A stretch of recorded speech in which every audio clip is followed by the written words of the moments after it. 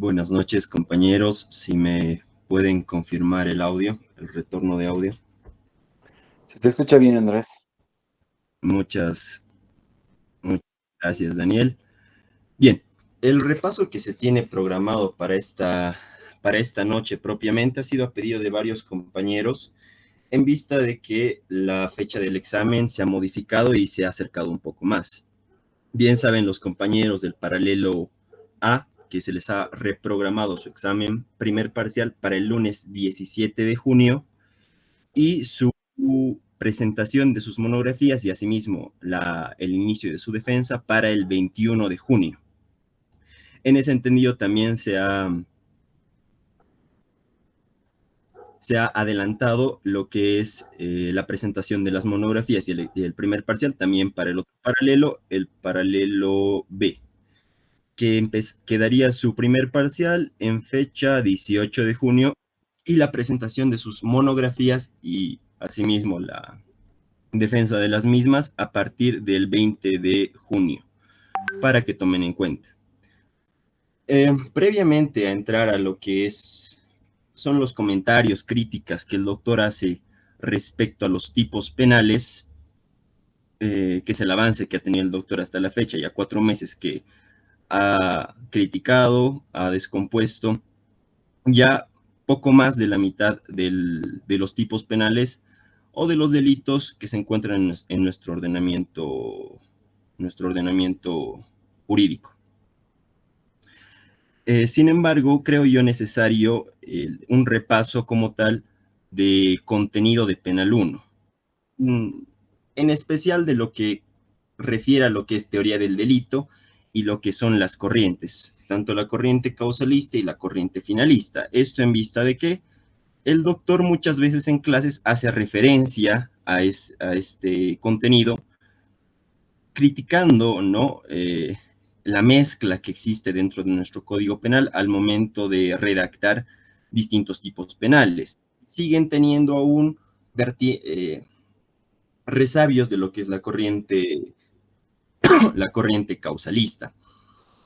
Incluso el legislador, al mismo tiempo en el que crea tipos penales, confundir distintos términos que para nosotros tienen que quedar claros, como lo es, por ejemplo, el confundir culpabilidad o culpable con culpa, que de acuerdo a los conocimientos que hemos adquirido en lo que es Penal 1, no es lo mismo. Es así que vamos a dar un repaso previamente de lo que es este contenido de Penal 1 el día de hoy. Es probable que sea un poco largo, pero este repaso les va a servir de alguna manera para refrescar lo que ustedes han adquirido, el conocimiento que ustedes han adquirido el año pasado o cuando hayan cursado el curso de Penal 1 parte general, porque les va a servir de acá en adelante en lo que, no solo en lo que es la materia de derecho penal parte general, este contenido de las corrientes y de la teoría del delito propiamente también lo van a abarcar en tercer año cuando estén avanzando el curso de criminología. Asimismo, cuando estén en cuarto año, es muy bueno el que ustedes tengan base de esto que es la teoría del delito en la materia de derecho procesal penal o incluso en la vida práctica. Bien, haciendo esta breve introducción, voy a pasar a presentar una diapositiva para iniciar con el repaso.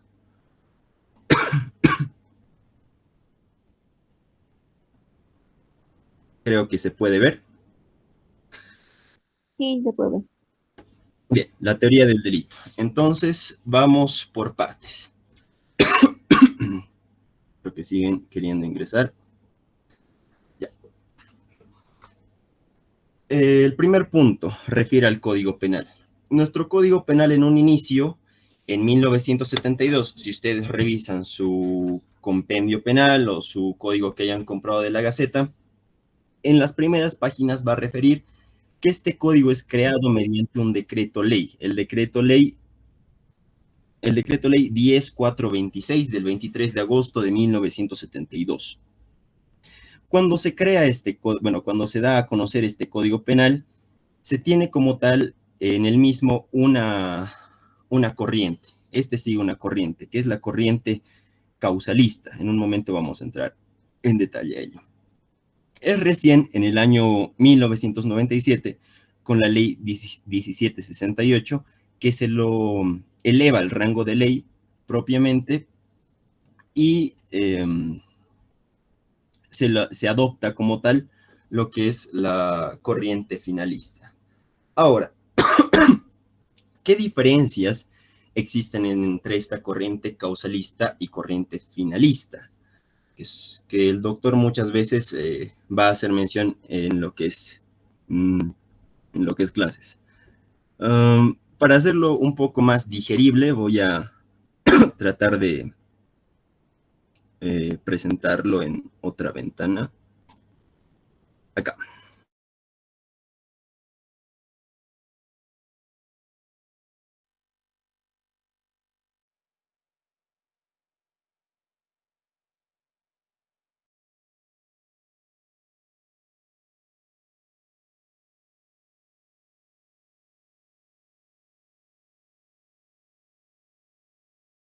Mil disculpas, creo que me desconecté. Voy a volver a presentar la pantalla.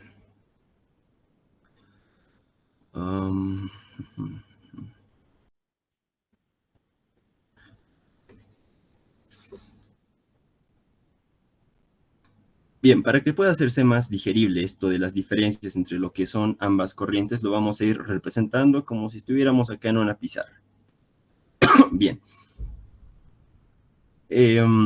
Cuando hablamos de la corriente causalista propiamente, debemos entender que hay distintos, principales referentes de lo que es esta corriente. Entre ellos vamos a tener al señor Franz von Liszt. Franz von Liszt, un alemán. Este señor, Franz von Liszt, que es alemán, nos va a llegar a decir que bajo lo que es la corriente causalista como tal, que la acción va a ser toda aquella modificación. No, la acción es la producción, lo dice así, la acción es la reproducción reconducible a una voluntad humana de una modificación del mundo exterior. ¿Ya? Entonces va a ser la acción de la producción. La acción es la producción reconducible de una modificación que se va a causar en el mundo exterior. Entonces, bajo este entendido, podemos decir que en la corriente causalista existe lo que es vamos a cambiar de color, un movimiento corporal. Y se va a dar necesariamente, nos dice Franz von Liszt, una modificación en lo que es el mundo exterior. Modificación en el mundo exterior. Modificación del mundo exterior. Bien, entonces existe un movimiento corporal, existe una modificación en el mundo exterior y va a existir un nexo causal que va a unir estos dos puntos. Es decir, este movimiento corporal de alguna manera está relacionado con la modificación que se va a dar en el mundo exterior. Vámonos con lo que es la corriente finalista. Dentro de lo que es la corriente finalista, vamos a tener al principal referente que va a ser el señor Hans Kelsen, otro alemán. Un momento, me permiten, voy a aceptar unos compañeros. Hans Kelsen, que es otro alemán. Él nos va a decir que la acción humana es el ejercicio de la actividad final, un concepto totalmente distinto al que nos daba en un principio Franz von Liszt. Bajo este concepto de acción humana, es decir, acción humana es el ejercicio de la actividad final, vamos a entender que toda conducta va a tener una actividad final, una finalidad. Vamos con esto. Toda conducta tiene una finalidad. Ahora, vámonos con ejemplos para que se pueda entender de una manera más adecuada. El ejemplo típico que el doctor Camacho usa en sus clases de criminología y que ustedes van a encontrar en distintos textos, tanto de lo que es derecho penal o incluso en materia de criminología, va a indicar, imaginémonos o pongámonos en la situación de que mi persona, Andrés, se encuentra en una pelea con otra persona. Pongámonos acá al auxiliar Mauricio. Ya, yo estoy en una pelea, en una discusión con Mauricio.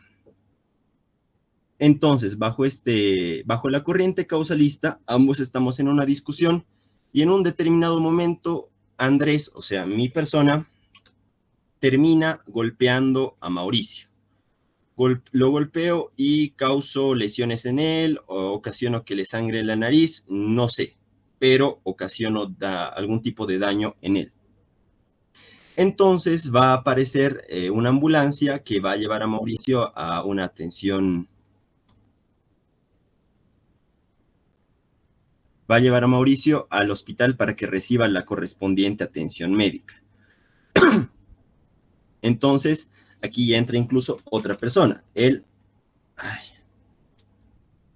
Mil disculpas, está esto. El chofer de la ambulancia. El chofer de la ambulancia. Y este chofer de la ambulancia, al llevar a Mauricio al hospital, se vuelca o choca y ocasiona que Mauricio muera. Ahora, ¿quién sería responsable de la muerte de Mauricio? Bajo la corriente causalista, vendría la abuelita de Mauricio y me diría, tú, Andrés, eres culpable de la muerte de mi nieto, porque si tú no le hubieras golpeado o no hubieras ocasionado lesiones en él, el chofer de la ambulancia o la ambulancia como tal no hubiera venido y no hubiera ocasionado la muerte de mi nieto, ¿no?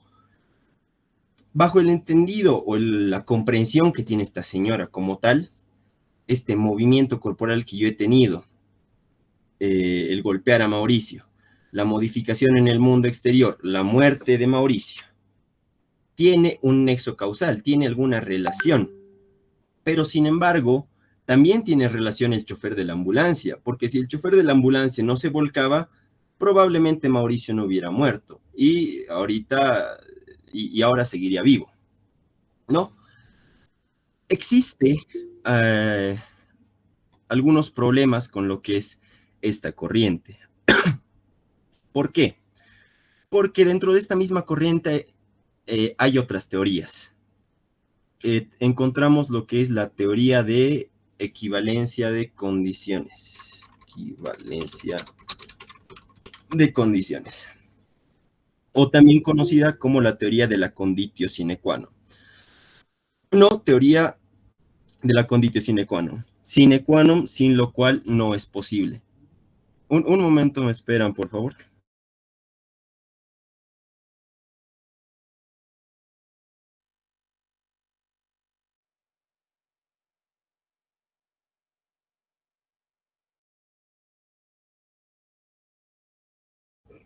Surge esta teoría, la teoría de la equivalencia de las condiciones. ¿Qué nos va a decir esta teoría de equivalencia de condiciones o teoría sine qua non? Nos va a decir que la causa de toda condición que no puede ser suprimida mentalmente, perdón, es causa de toda condición que no puede ser suprimida mentalmente sin que desaparezca el resultado. ¿A qué nos vamos con esto? Otra vez nos vamos a ir con el ejemplo. Pongámonos en la situación de que nuevamente mi persona, Andrés, Andrés está en una disputa con Mauricio. En un determinado momento yo tengo un arma, agarro el arma y disparo y Mauricio no muere. Queda en un estado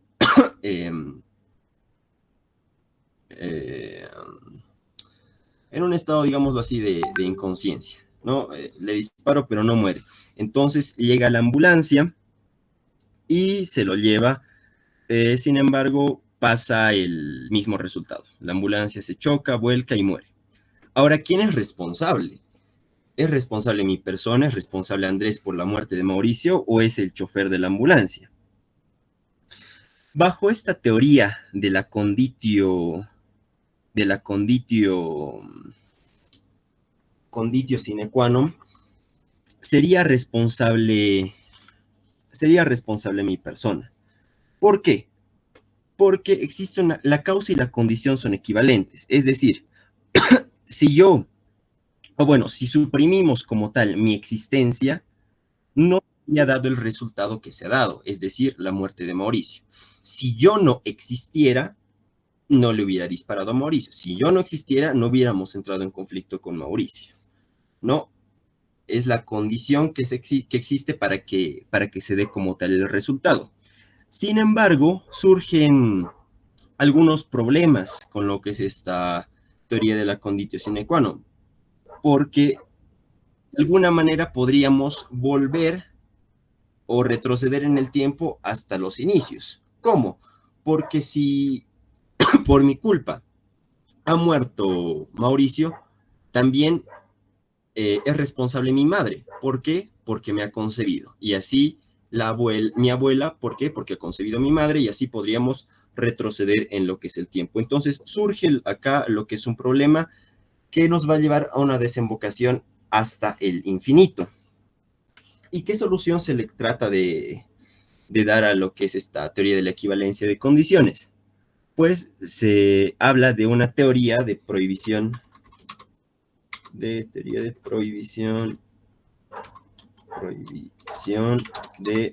regreso.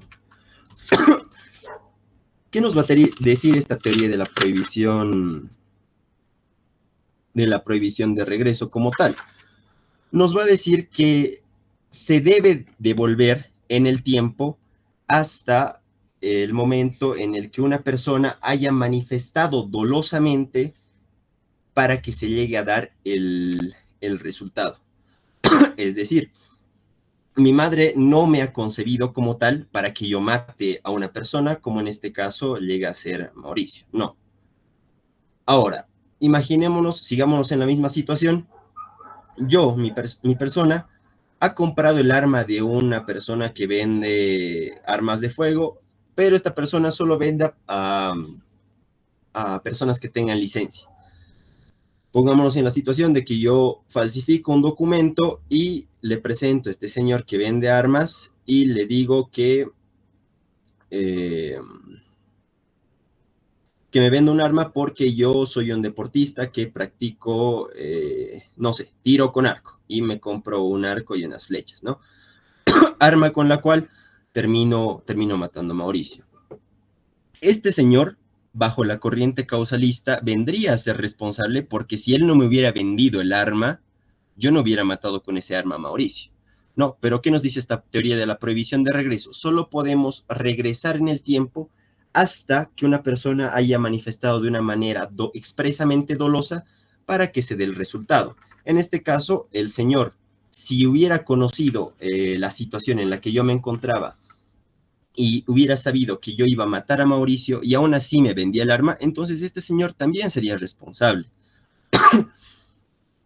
Sin embargo, no se llega a ser del todo precisos hasta lo que es esta teoría de la prohibición de regreso.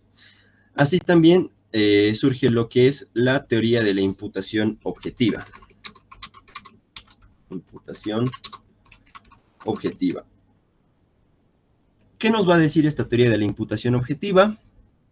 Que la responsabilidad penal se va a dar a partir de los riesgos que van a ser creados.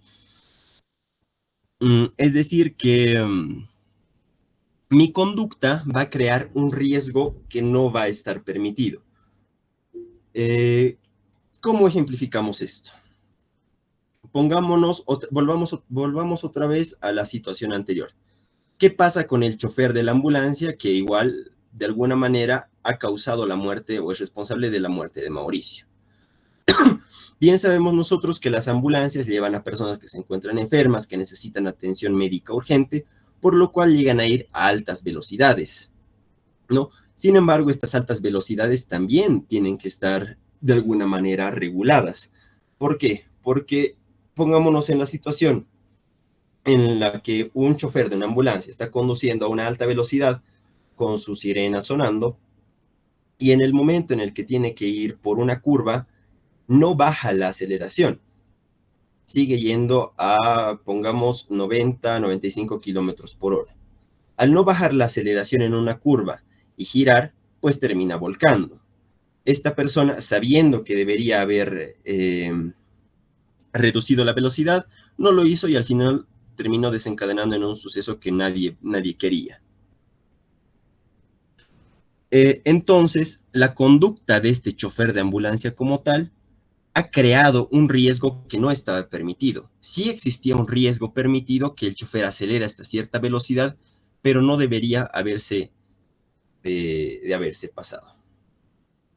Bueno, eso es lo que podemos decir con respecto a lo que es la corriente finalista. Causalista. Vámonos con lo que es la corriente finalista. Como les había mencionado, el principal referente de lo que es esta corriente va a venir a ser el señor Hans Kelsen. Este señor Hans Kelsen que nos va a decir que toda acción, la acción es la producción reconducible. No, perdón, esa es la corriente causalista. Toda acción humana es el ejercicio de la actividad final. Es decir, como nosotros entendíamos en la corriente causalista, basta que nuestra conducta cause una modificación en el mundo exterior para poder incurrir en un tipo penal. Bajo la corriente finalista, nuestra conducta, por más que llegue a causar una modificación dentro de lo que es el mundo exterior, necesariamente requiere que tenga una finalidad. Puede que yo haya matado a una persona, pero puede que la haya matado sin algún tipo de intención. Puede que se haya dado en un accidente. Yo tengo que tener la finalidad de matar a esa persona. Pongámonos de ejemplo para ir diferenciando ambas corrientes con el tipo penal de homicidio. Homicidio. Pongámonos en el hipotético caso de que nuestro código penal no contempla como tal lo que es el homicidio culposo, que sí lo hace. Contempla lo que es el homicidio doloso y aparte lo que es el homicidio culposo. Pero imaginemos que no contempla lo que es el homicidio culposo. Bajo la corriente causalista, propiamente lo que nos va a importar al final, después de todo el proceso, es determinar si la conducta ha sido dolosa o ha sido culposa, después de pasar por todos los filtros. Para que no nos vayamos enredando. Dentro de lo que es la teoría del delito, bien saben ustedes que existen 4 elementos principales. La acción, la tipicidad, la antijuridicidad y lo que es la culpabilidad.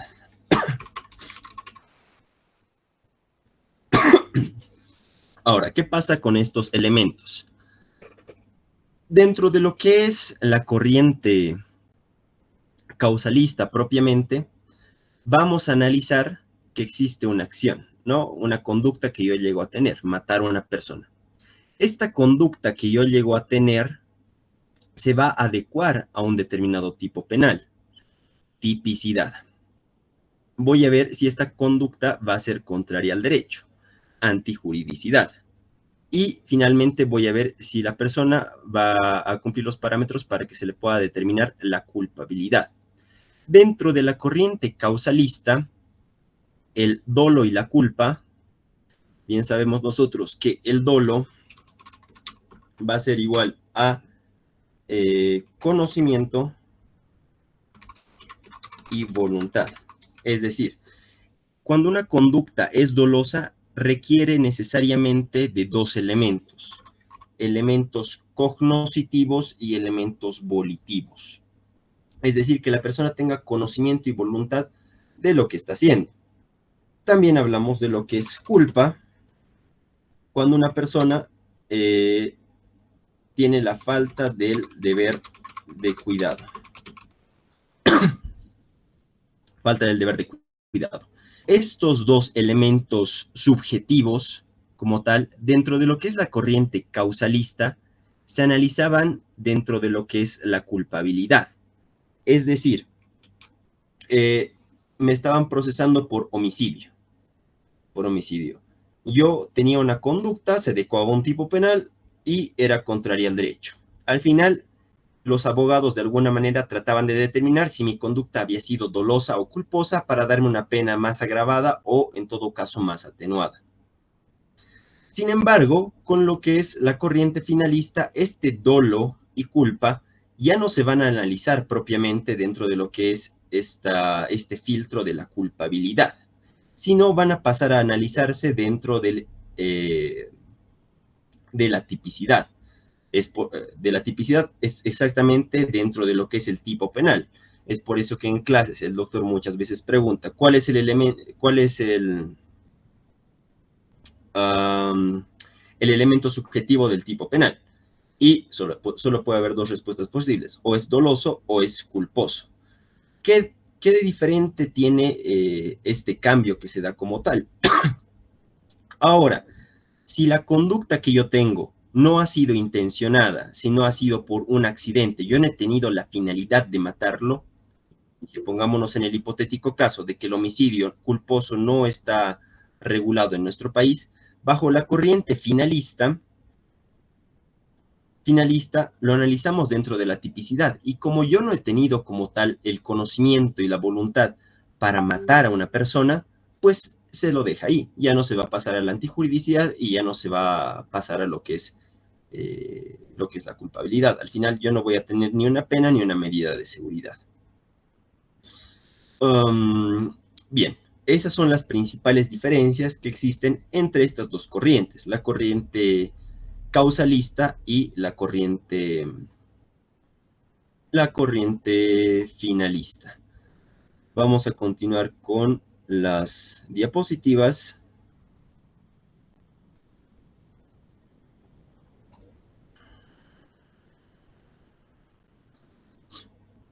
Bien, ya hemos visto las corrientes causalista y finalista, la definición de la acción, la definición propia de la acción bajo la corriente causalista y bajo la corriente finalista, las diferencias sustanciales que tienen estas. Ahora vamos a pasar a lo que es el primer elemento de la teoría del delito, o como a mí me gusta llamarlo, filtro de la teoría del delito. ¿Por qué le llamo filtro? Porque de acuerdo a conforme vayamos hablando, vamos a ir filtrando determinadas conductas para determinar si esta va a ser o no delictuosa. Entonces, el primer elemento va a ser la conducta. En muchos textos van a encontrar este primer elemento o filtro como acción. Ahora, yo prefiero llamarlo conducta, y muchos autores también, porque cuando nos referimos a conducta, vamos a hablar o abarcar propiamente el hacer y el no hacer. ¿A qué me refiero con esto? Cuando hablamos de una acción como tal, va a ser el realizar una determinada acción que está prohibida en nuestro ordenamiento legislativo penal, ¿no? El que matare a una persona tendrá una pena privativa de 10 años. Aquella persona que se alzare en armas tendrá una pena de tantos años, ¿no? Nuestra legislación está redactada en tiempo futuro y de alguna manera nos advierte para que nosotros no realicemos una determinada conducta, nos está prohibiendo de realizar una conducta.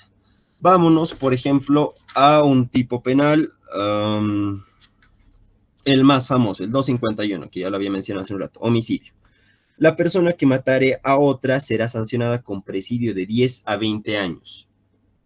La norma penal nos está prohibiendo de alguna manera realizar una conducta. Ahora, ¿qué pasa con lo que es una omisión? Cuando nosotros nos referimos a una omisión, es aquella conducta que es el no hacer. yo no voy a hacer algo que la ley me está mandando a hacer, algo que yo tengo que hacer. Es, digámoslo así, mi deber. Vámonos a un tipo penal en específico para que puedan comprender. Voy a buscarlo. Un momento. Aquí lo tengo. Artículo 154. Incumplimiento de deberes. La servidora o el servidor público que ilegalmente omitiere, rehusare a hacer o retardare un acto propio de sus funciones. Aquí clara y explícitamente el tipo penal no está prohibiendo como tal que una persona realice una conducta, sino que le está mandando a que esta persona realice un comportamiento, y si esta persona no realiza este comportamiento que la norma le manda, pues termina incurriendo en lo que es el delito de incumplimiento de deberes. O vámonos, por ejemplo, a otro artículo, el artículo 262, omisión de socorro, que dice: si en el caso del artículo anterior, el autor fugare del lugar del hecho u omitiere detenerse para prestar socorro o asistencia a las víctimas, será sancionado con privación de libertad de 1 a 4 años. Acá claramente se utiliza los verbos, bueno, se utiliza el verbo omitiere, ¿no? Recuerdo hace 2 días, escuchaba una noticia de un chofer que por el Mercado Rodríguez, si no estoy mal, había aplastado a una adolescente, una joven de 13 años, y a su madre. La adolescente había muerto y la madre había quedado en un estado deplorable. Pongámonos en la situación de que esta persona tenía la oportunidad de escaparse, porque este artículo 262 dice: si en el caso del artículo anterior, ¿y cuál es el artículo anterior? Homicidio y lesiones graves en accidentes de tránsito. Entonces, esta persona que ha causado un homicidio y lesiones graves y gravísimas a una señora intenta escaparse y omite ayudar a esta persona, omite prestarle socorro, está incumpliendo en lo que es un tipo penal. Ahora, cuando hablamos de este tipo de omisión, nos referimos a una omisión propia. Y también existe lo que es una omisión impropia, o también denominada comisión por omisión. ¿A qué referirse esta denominada comisión por omisión? Prácticamente igual va a ser una omisión que se va a tener, pero no va a ser lo mismo que la omisión propia. Por ejemplo, vámonos a un artículo para ejemplificar. Artículo 249. Incumplimiento de deberes de asistencia. Incurrirá en privación de libertad de 6 meses a 2 años el padre, tutor, curador de un menor o incapaz, y quedará inhabilitado para ejercer la autoridad de padre, tutela o curatela en los siguientes casos. Y acá en este numeral 1, presten atención: si dejare de proveer sin justa causa a la instrucción primaria de un menor en edad escolar. Es decir, la norma está mandando al padre que apoye como tal a su hijo en su instrucción primaria.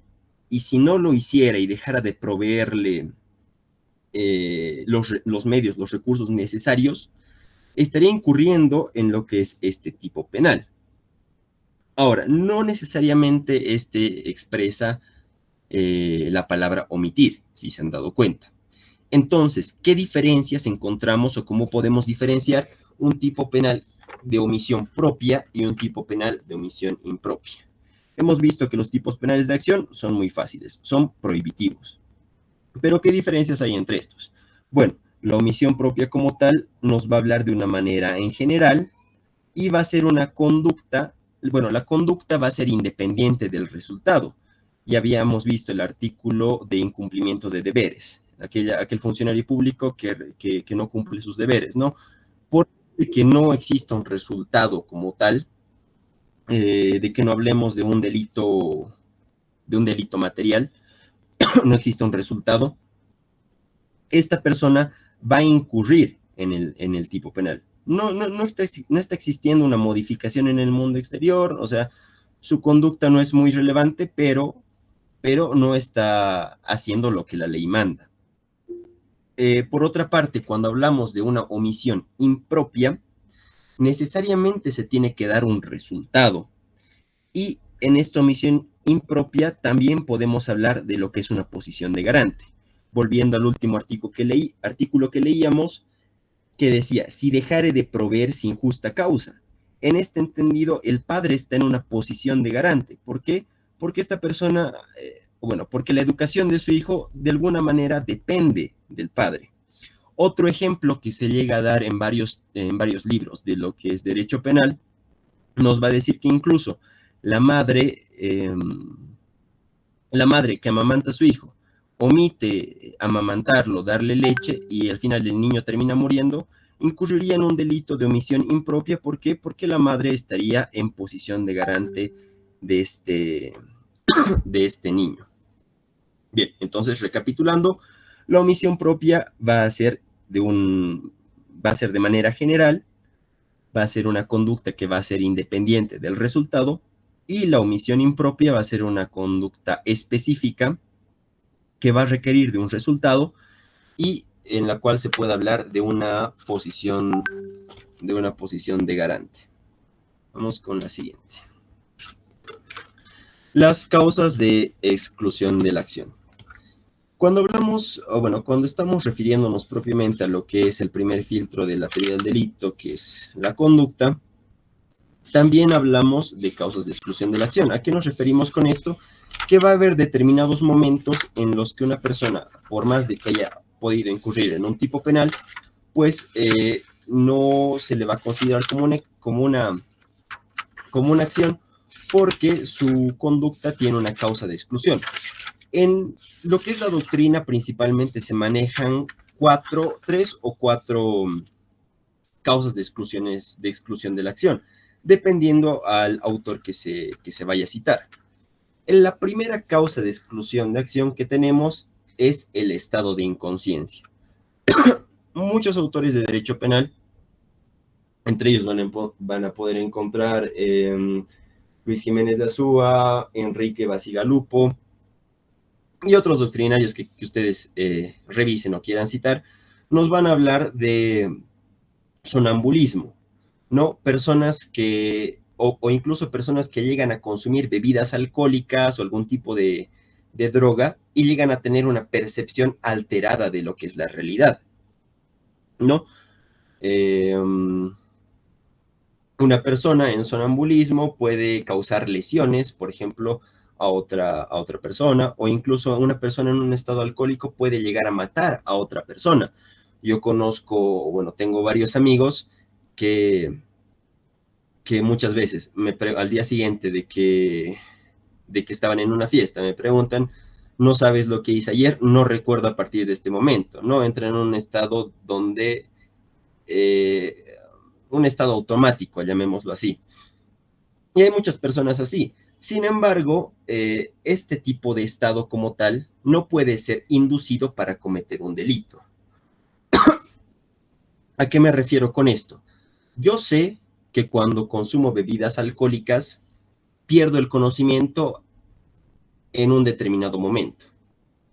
Entonces, yo sé que la actual pareja de mi expareja va a ir a una fiesta. Yo voy, trato de convivir con él, estar con él, me induzco de alguna manera para perder el conocimiento y terminar matando a esta persona. Y posteriormente yo digo, no, yo estaba en un estado de inconsciencia, no me pueden perseguir penalmente. Pero el fiscal diría, no, estás equivocado, porque tenemos que recurrir al artículo 19 del Código Penal. El artículo 19 del Código Penal, que es el actio liberi in causa, que se los voy a leer a continuación. El que voluntariamente provoque su incapacidad para cometer un delito será sancionado con la pena prevista para el delito doloso. Si debía haber previsto la realización del tipo, será sancionado con la pena de delito culposo. Es decir, yo no puedo inducirme como tal un estado de inconsciencia para cometer un delito. No, eso no puede pasar. Yo no puedo decir, me voy a alcoholizar para matar a esta persona. O se han visto muchos casos, incluso en las noticias, que personas se alcoholizan y después dicen, y después violan a una chica que estaba indefensa y dicen, no, estábamos en un estado de inconsciencia, pero de alguna manera lo hicieron para el fin que ellos tenían. Aparte de este estado de inconsciencia, podemos encontrar lo que son los actos reflejos o movimientos reflejos, que van a ser reacciones involuntarias que va a tener nuestro cuerpo. Un claro ejemplo de ello podría ser lo que es la epilepsia, ¿no? Convulsiones que no se pueden controlar. Yo conocía a una persona en el colegio que sufría de lo que es epilepsia como tal. Estábamos tranquilos en el patio y en un determinado momento empezaba a convulsionar, empezaba a temblar, incluso podría llegar a darte un golpe y esto no era voluntad de ella, ¿no? Era algo que ella no podía controlar. Son reacciones involuntarias del cuerpo. O incluso podría llegar a darse calambres. Pongámonos en la situación de que una persona está conduciendo su vehículo por la carretera y le da un calambre o le da una convulsión. Pierde el control, no logra frenar y termina atropellando a varias personas. Estas personas mueren. Ahora, ¿es responsable esta persona? No, porque existe una causa de exclusión de la acción. Movimiento reflejo, ha convulsionado, es una persona que es epiléptica, ha sufrido un calambre que ha generado una reacción involuntaria en su cuerpo. Otro ejemplo que nos podríamos citar acá, las cosquillas. Muchas veces a varias personas cuando se les hace, bueno, cuando les da cosquillas, tienen reacciones que pueden llegar a ser involuntarias y de alguna manera podrían también causar lo que es una lesión. O vámonos también a otro caso, si alguna vez han visto en alguna serie de televisión o lo han hecho entre ustedes como amigos, si ustedes golpean su rodilla en un determinado lugar, esta va a reaccionar de una manera involuntaria. ¿Por qué? Porque se está de alguna manera tocando un nervio, ¿no? Es una reacción involuntaria que podríamos tener, pero pongámonos en la situación de que algo similar nos pasa, estábamos con un cuchillo en mano, nuestra mano se mueve involuntariamente y terminamos matando o ocasionando lesiones a una persona. No, han sido movimientos reflejos que hemos tenido. Nuestra intención no estaba en matar a esa persona. Ahora, también tenemos otra causa de exclusión de la acción, como lo es la fuerza física irresistible o conocida como vis absoluta, vis absoluta con B chica. ¿A qué nos referimos con esto? Nuevamente vámonos a los ejemplos. Es una fuerza exterior que va a actuar sobre mí. Imaginémonos que mi persona está saliendo del aula 307 y un compañero viene detrás de mí y se tropieza. Yo estaba por bajar las gradas, se tropieza, me empuja y justo iba subiendo una señora con su hijita, el Día de la Madre. Iba subiendo y como me empuja yo termino cayéndome sobre la niñita.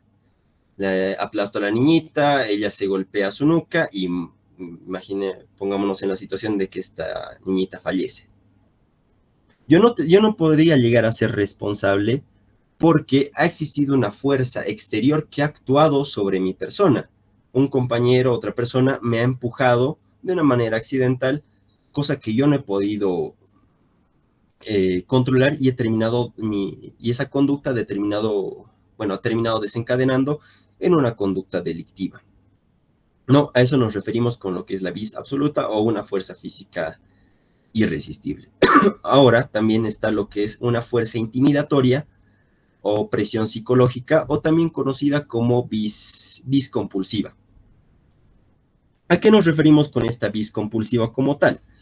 Dentro de lo que es la vis absoluta, vamos a tener como tal, o bueno, no vamos a tener voluntad ni finalidad de lo que estamos haciendo, porque nos están empujando y nosotros no podemos reaccionar de una manera oportuna ante esta fuerza que está actuando sobre nosotros. Pero en esta vis compulsiva sí vamos a tener una voluntad y una finalidad, pero estas van a estar viciadas Vámonos nuevamente con los ejemplos. Pongámonos en la situación de que yo tengo una hija y hay un ladrón que me dice, que agarra a mi hija y me dice, si no me das, si no matas a esta otra persona, yo voy a matar a tu hija o te voy a matar a ti. Me está apuntando con un arma a mi hija y me da un cuchillo para que mate a otra persona. Yo termino matando a esta persona. Tengo voluntad y finalidad. Mi conducta tiene una voluntad y una finalidad. He tenido la voluntad y la finalidad de matar a esa persona. Sin embargo, esta voluntad y finalidad han estado viciadas. ¿Por qué? Porque eran producto de una fuerza intimidatoria, de una presión psicológica que estaba sufriendo sobre mi persona. Si yo no hacía eso, él mataba a mi hija, o si yo no hacía eso, él también podía matarme a mí. Otros aspectos que podemos analizar dentro de lo que es este primer filtro de la teoría del delito, la acción, vendría a ser un típico ejemplo que daba mi docente de Derecho Penal 1 y ahora mi docente de Derecho Procesal Penal, el doctor Mostajo, donde un capitán de la Armada Boliviana invita a una periodista a, a un yate en el lago Titicaca para que le realice una entrevista. La señorita llega al lago y se sube a una lancha. Por azares de la vida, llega a haber una tormenta y esta tormenta ocasiona que esta balsa en la que se transportaba la señorita, camino a este buque del capitán, se hunda y la señorita se ahogue y por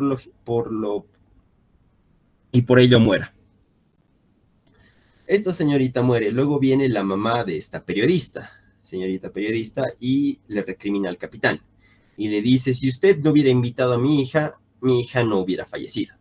No, pero el capitán no es responsable porque él no tiene control sobre lo que es la naturaleza, sobre lo que pueden llegar a ser las tormentas, sobre lo que puede llegar a ser el mar, sobre lo que puede llegar a pasar en tierra, un terremoto. No controla las fuerzas de la naturaleza.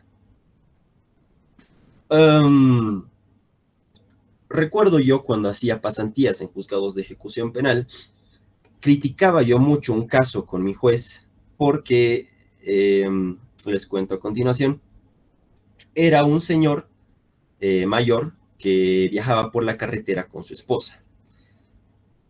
Y al viajar en la carretera con su esposa en su auto propio, cae una piedra sobre el auto de este señor. Y termina matando a la esposa. La familia de esta señora termina denunciando al señor por homicidio. Homicidio en accidente de tránsito, ¿no? Pero el señor no ha tenido la voluntad y él tampoco controlaba como tal la fuerza de la naturaleza, ¿no? Él no sabía que una piedra iba a caer justamente a su auto e iba a matar a su esposa, ¿no? Algo que criticaba mucho, me acuerdo acá, era que el juez de alguna manera había imputado a lo que es una piedra, e incluso no se había hecho el sobreseimiento correspondiente. Por suerte para este señor se logró lo que es la suspensión condicional del proceso, es decir, no ha tenido todavía una sentencia ejecutoriada, pero es algo que ni siquiera debería haberse dado y debería haberse rechazado en un principio el caso. Otro aspecto que igual podemos analizar dentro de lo que es este primer filtro, el derecho penal es solo para las personas. Solo podemos hacer responsables a las personas. No podemos hacer responsables a los animales. Había el caso de un perrito que supuestamente había violado a una niña menor de edad y se lo quería responsabilidad a este animal, ¿no? Eso es prácticamente imposible para el derecho penal. Sí podríamos de alguna manera tal vez poner responsabilidad al dueño de este perrito, pero no como tal al perrito, porque el derecho penal va a ser para las personas y no para los animales. Bien, pasemos al segundo filtro, la tipicidad. Acá tenemos que tener una diferenciación clara entre lo que es tipicidad, tipo y tipificación. Cuando nos referimos a tipicidad, no, primero vámonos por tipo. Cuando nos referimos al tipo penal, nos estamos refiriendo a un delito en concreto. Todos los artículos a partir del 109 hasta el 365 del ordenamiento penal van a ser tipos penales.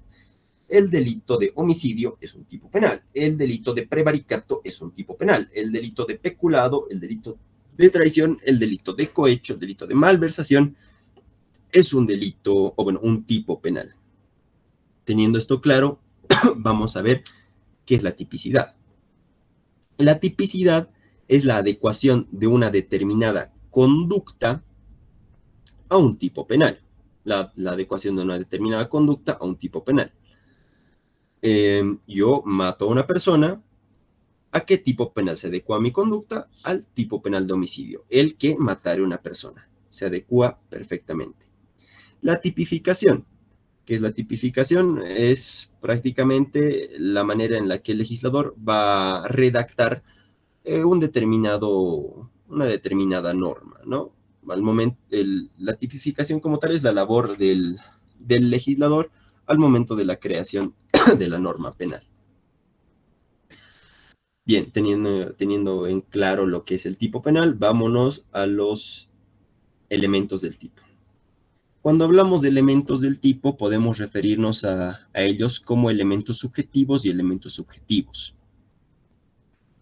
Hablando acá, los elementos subjetivos vendrían a ser el dolo y la culpa. Elementos subjetivos, el dolo y la culpa. Ya les había dicho que con el cambio de corrientes, el dolo y la culpa ya no se analizan en el filtro de la culpabilidad, sino pasan a analizarse dentro de lo que es la tipicidad. El dolo vendría a ser aquella realización que requiere los elementos cognoscitivos y volitivos, y la culpa la falta del deber de cuidado. Al hablar de dolo también hay clases de dolo, ¿no? No solo existe un tipo de dolo, y creo que esto igual fue tarea de ustedes. Podemos hablar de un dolo directo, un dolo indirecto y un dolo eventual. ¿A qué nos referimos con lo que es un dolo directo?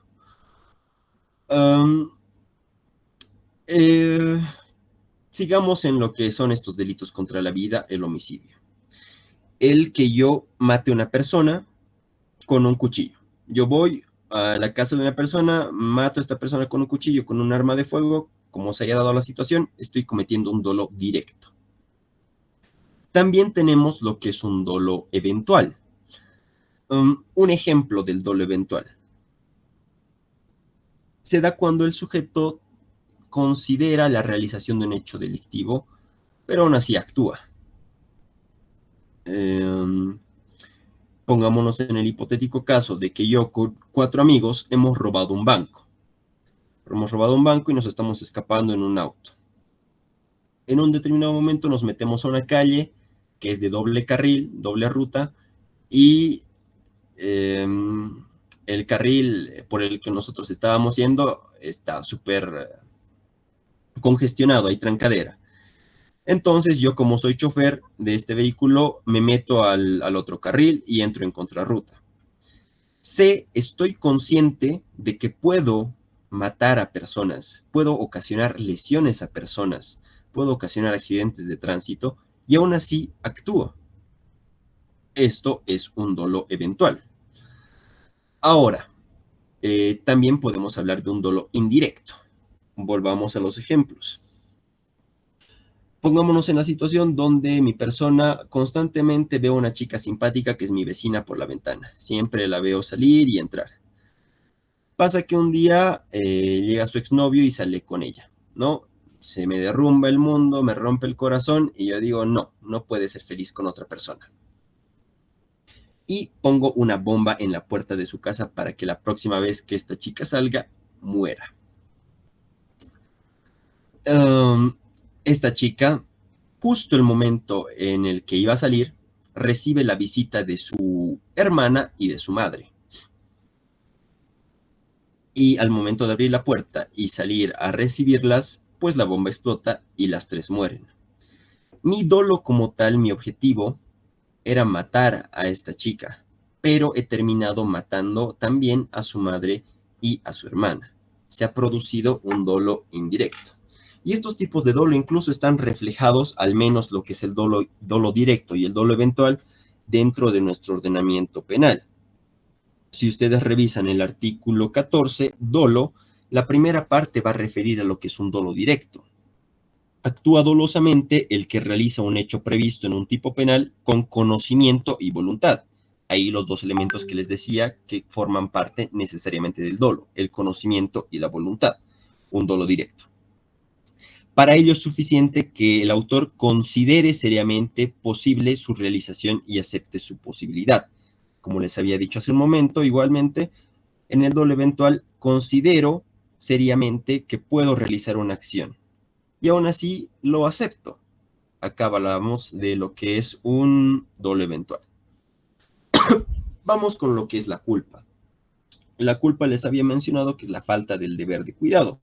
O si lo leemos directamente en el Código Penal, artículo 15, actúa culposamente quien no observa el cuidado a que está obligado conforme a las circunstancias y sus condiciones personales.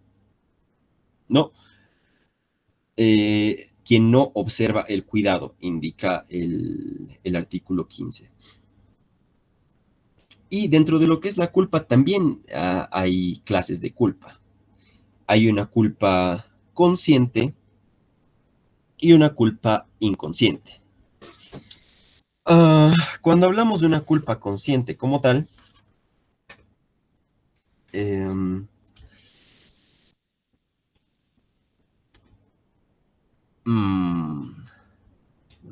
culpa consciente. La culpa consciente. Sé que puedo cometer un tipo penal, pero no es deseado. Acá el típico ejemplo que igual se da en distintos textos de derecho. Un médico que confía en las habilidades que tiene y opera sin guantes o no desinfecta sus artefactos para realizar una cirugía. Llega a causar una infección y el paciente muere. ¿No? Una culpa consciente. Yo sé que puedo cometer un tipo penal, pero aún así confío en las habilidades que tengo y digo, no, soy muy habilidoso en lo que hago y no voy a incurrir en este tipo penal, no va a pasar eso, pero al final sí termina pasando. Por otra parte, también tenemos lo que es la culpa inconsciente, ¿no? Donde el resultado que se da no ha sido previsto. Acá sí podemos hablar exactamente de una falta del deber de cuidado. Un ejemplo, una persona que está fumando un cigarrillo y por su imprudencia va a causar un incendio, ¿no? Está fumando, bota su cigarrillo, resulta que el suelo era de madera, no se ha percatado y comienza un incendio. Una culpa inconsciente.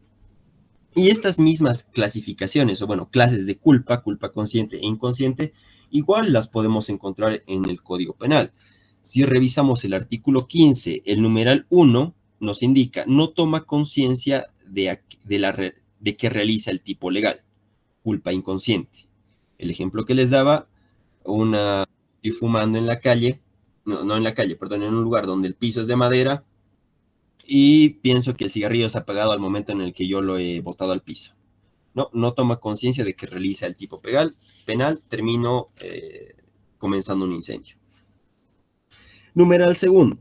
Tiene como posible la realización del tipo penal y no obstante esta previsión lo realiza en la confianza de que evitará el resultado. El ejemplo que les había dado del médico que confía en sus habilidades y dice, no, yo no voy a terminar causando lesiones ni la muerte a esta persona, soy un médico súper capacitado y no necesito de ciertos artefactos, desinfectar esto, ni mis guantes. Una culpa consciente. Bien. También tenemos lo que son los elementos objetivos, que de igual manera muchas veces el doctor va preguntando en lo que es el avance de la materia. El artículo donde de mejor manera vamos a poder reflejar, encontrar lo que son estos elementos es el primer artículo previsto en nuestra legislación, el 109, traición. Cuando hablamos de elementos objetivos, nos vamos a referir a sujeto pasivo, sujeto activo, verbo, condición sine qua non, bien jurídico tutelado. Y estos se reflejan muy bien en lo que es este tipo penal. Si ustedes pueden revisarlo, el tipo penal de traición es claro para la persona que va a cometer el delito. Nos dice el boliviano que tomare armas. Al referir el boliviano, ese es el sujeto propio. No, perdón, el sujeto activo, aquel que está cometiendo como tal el delito. Sujeto activo, aquella persona que está cometiendo el delito. Es propio. ¿Por qué es propio? Porque solo los bolivianos lo pueden cometer. No lo puede cometer un argentino, no lo puede cometer un español, no lo puede cometer un senegalés, no. Solo lo pueden cometer los bolivianos. Ahora, ¿cuándo el sujeto activo puede ser impropio? Cuando no es determinado.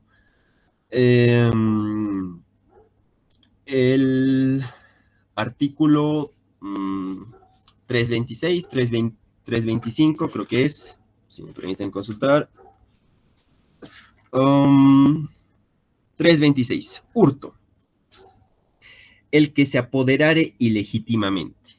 Artículo 326, hurto, el que se apoderare ilegítimamente. No está especificando el boliviano, el paseño, aquel estudiante de la UMSA que se apodere ilegítimamente. No, está diciendo, bueno, está hablando de una manera genérica. Entonces podemos hablar acá de un sujeto activo impropio y no propio como se está hablando en el delito de traición. Otro delito donde haya sujeto activo propio, por ejemplo, el prevaricato, que solo lo pueden cometer los jueces y fiscales. O los delitos contra la función pública, que la mayoría de ellos solo pueden ser cometidos por servidores o funcionarios públicos. Sigamos con el tipo penal de traición.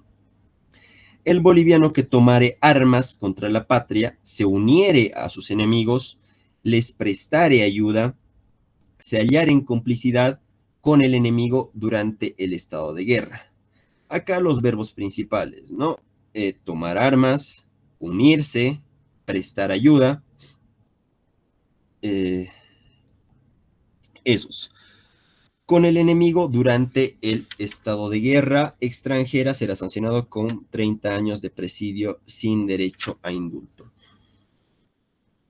Ahora, también existe otro elemento objetivo del tipo penal acá, la conditio sine qua non, ¿no? La condición sine qua non, aquí existía algunas dudas de algunos compañeros que no podían, bueno, no podían entender muy bien la diferencia entre el verbo nuclear y la conditio sine qua non. El verbo como tal va a determinar la acción, y la conditio sine qua non va a ser un requisito para que esa acción que se está adecuando al tipo penal sea considerada como delito. En este caso del delito de traición, la conditio sine qua non sería que nosotros estemos en un estado de guerra. Este tipo penal hace mención al enemigo. ¿Y cómo sabemos que alguien es nuestro enemigo? ¿Será nuestro enemigo un chileno porque hemos estado con ellos en guerra hace bastantes años y nos han quitado el mar? No, porque no estamos en un estado de guerra.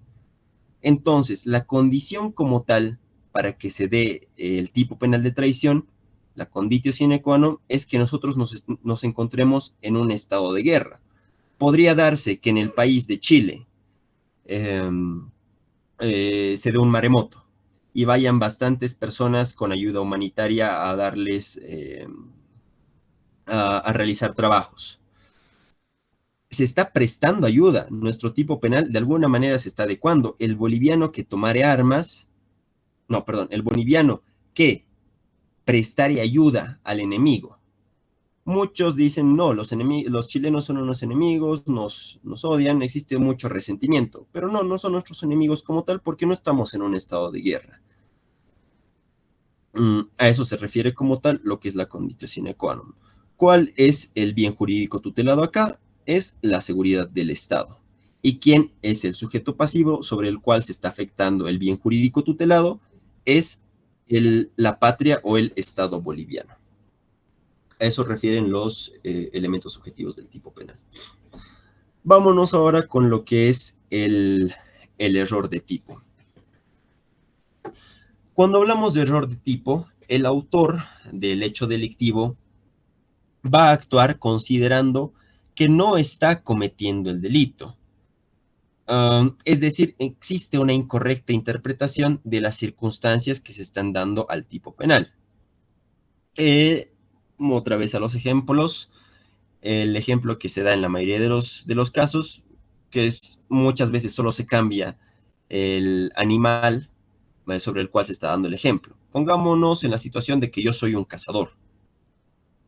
Un cazador y veo entre los matorrales que se empieza a mover, podemos decir un conejo, podemos decir un tapir, puede ser un carpincho, puede ser una liebre, imagínense el animal que ustedes quieran.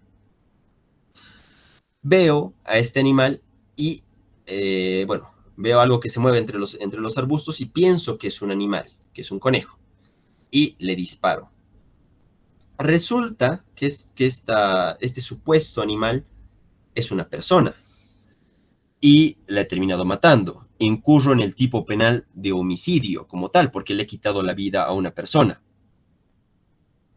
Pero este error de tipo, como les he dicho, es una incorrecta interpretación de las circunstancias al tipo penal, porque yo estaba pensando que estaba cazando un animal, no que estaba matando a una persona. Ahora, existen dos tipos de error, un error de tipo invencible y un error de tipo vencible. Sería un error de tipo invencible si yo fuera un cazador con experiencia,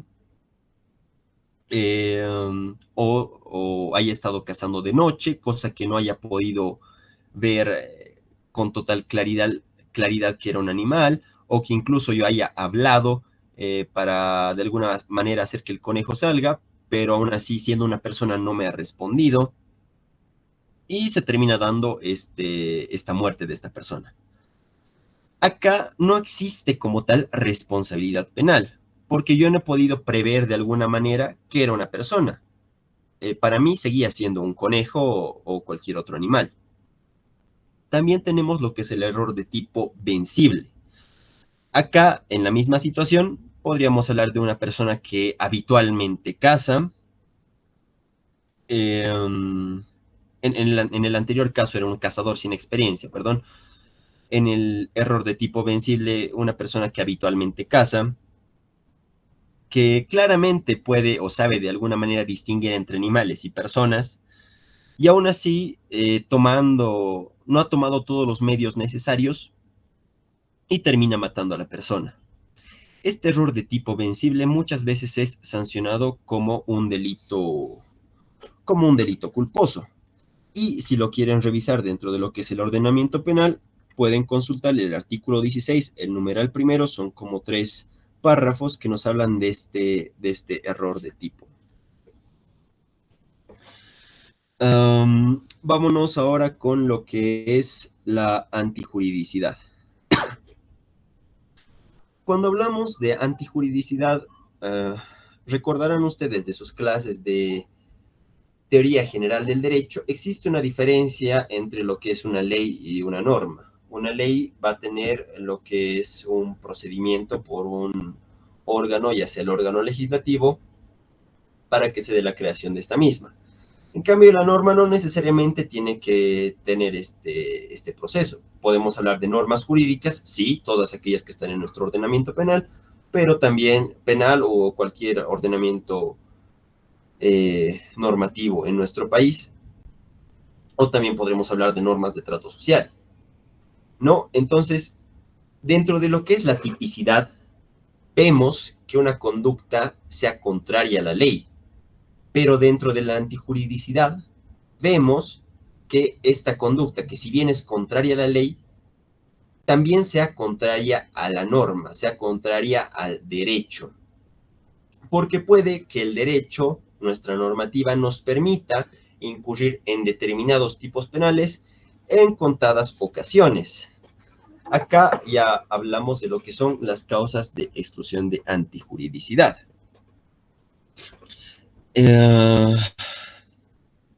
Mm, mm, mm. Cuando hablamos de la antijuridicidad propiamente, se va a manejar un principio de un interés preponderante. Y hay tres causas de exclusión en la doctrina, tanto en la doctrina como en nuestro Código Penal. Encontramos primero lo que es la legítima defensa. La legítima defensa que va a ser como tal para evitar actos que puedan llegar a ser injustos.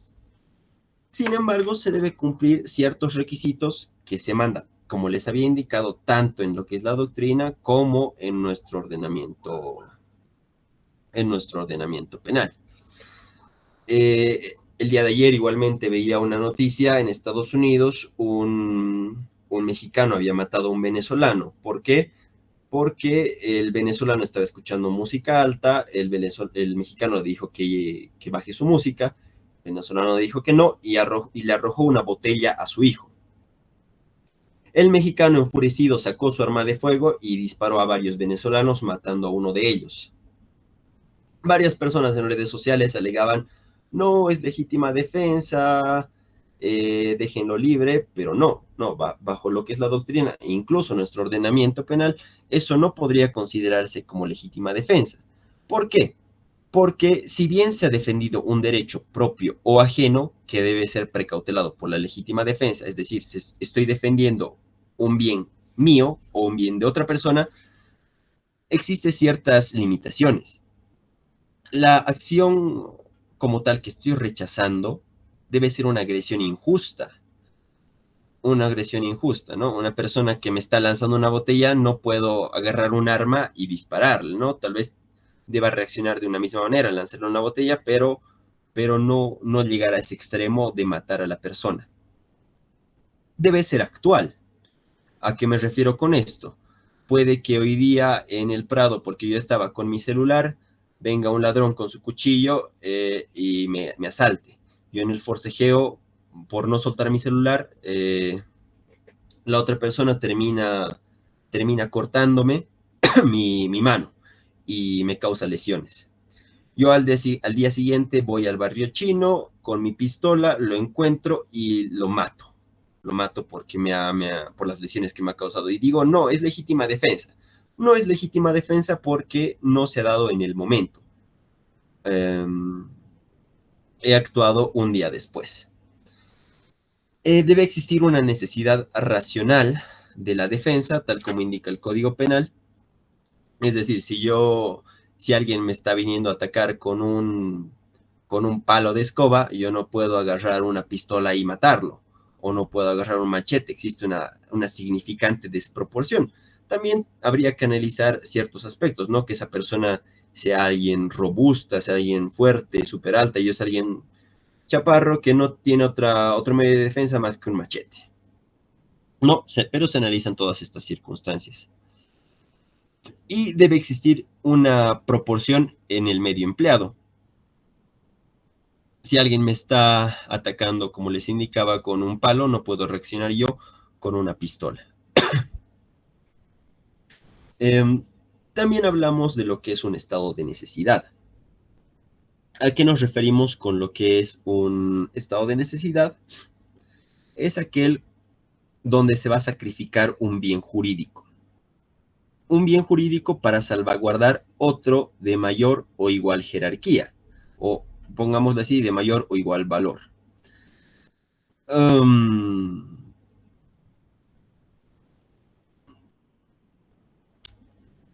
Debe precautelarse un bien propio o también puede ser un bien ajeno. Debe ser un riesgo inminente el que está sufriendo y debe ser importante, además de que no exista otro medio para poder salvaguardar este bien. Vámonos a un ejemplo. En la situación en la que yo me encuentro con mi hermana en la calle, nos compramos comida. Nos compramos comida y resulta que mi hermana es alérgica al maní.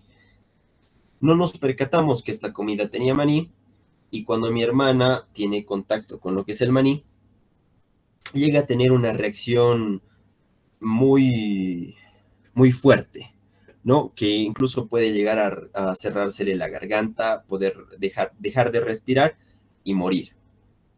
Entonces, eh, está en esta situación. Se le empieza a inflamar la garganta, se tiende en el piso, y justo por el lugar donde pasábamos hay una farmacia, la farmacia donde le compro yo sus medicamentos. Yo agarro una piedra, al ver a mi hermana así, rompo el vidrio de la farmacia, ingreso y con los pocos conocimientos que tengo adquiero el medicamento y se lo proporciono a mi hermana salvándole la vida. He incurrido en un delito, en el delito de robo, he ejercido fuerza sobre las cosas y he sustraído propiedad que no era mía.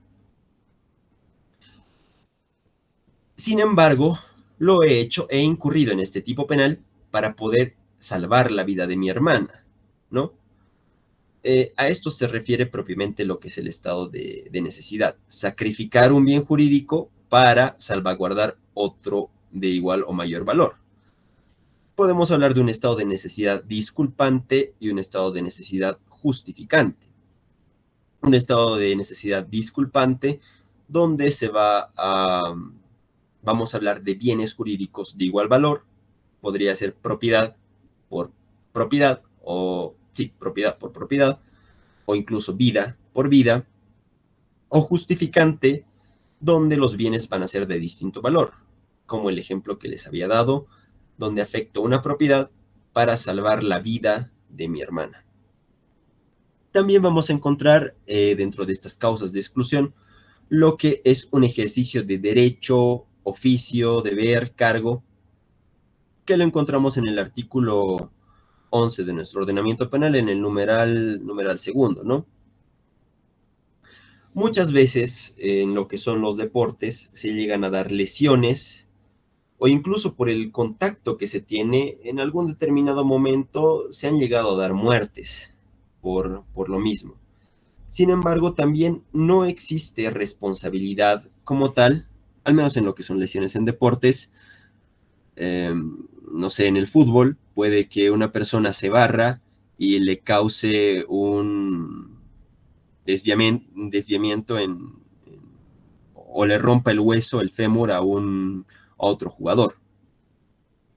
No, le está causando lesiones graves y gravísimas, pero no incurre en un tipo penal porque está en el ejercicio de su profesión que tiene. Él es futbolista y incluso la otra persona está consciente de todos los riesgos que se pueden llegar a cometer en este deporte, o al jugar este deporte.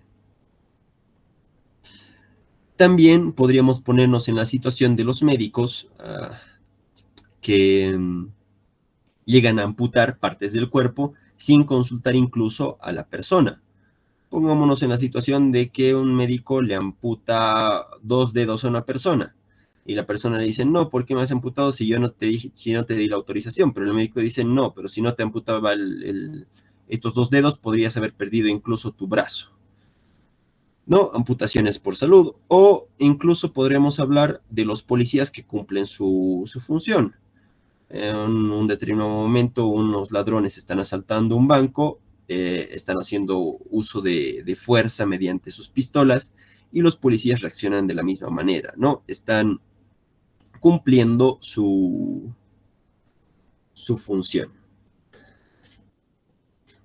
Pasemos a la siguiente diapositiva. La culpabilidad. Es el último filtro de lo que es esta teoría del delito.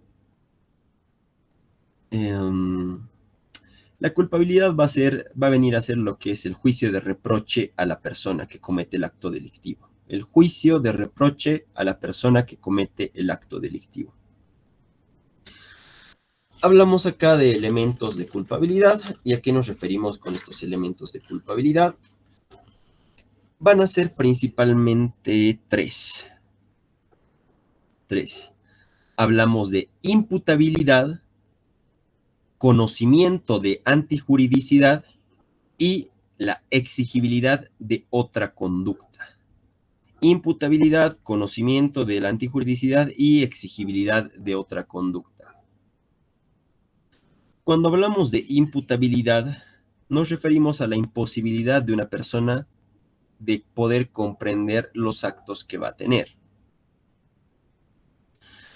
En esta imputabilidad vamos a referirnos a personas con enfermedades mentales, personas con grave perturbación de la conciencia y personas con grave insuficiencia de la inteligencia, que lo van a poder ver en el artículo 17 de su Código Penal, inimputabilidad, donde indica: está exento de pena el que en el momento del hecho, por enfermedad mental o por grave perturbación de la conciencia o por grave insuficiencia de la inteligencia, no pueda comprender la antijuridicidad de su acción o conducirse de acuerdo a esta comprensión.